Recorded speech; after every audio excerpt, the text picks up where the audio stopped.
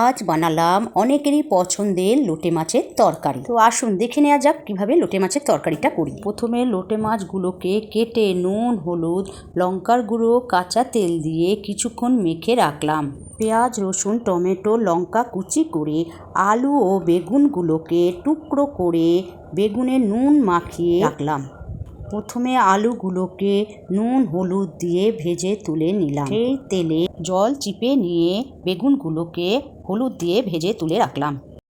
এবার তেলে পেঁয়াজ কুচি দিয়ে ভালো করে ভেজে নিয়ে তাতে রসুন কুচি দিয়ে নাড়িয়ে লঙ্কা কুচি, টমেটো কুচি দিয়ে কষিয়ে পরিমাপ মতো নুন, হলুদ, লঙ্কার গুঁড়ো দিয়ে নাড়িয়ে তাতে ভেজে রাখা আলু দিয়ে কিছুক্ষণ নাড়িয়ে সামান্য জল দিয়ে নুন, হলুদ, তেল, লঙ্কা মাখানো লোটে মাছগুলো দিয়ে ঢাকা দিয়ে দিলাম।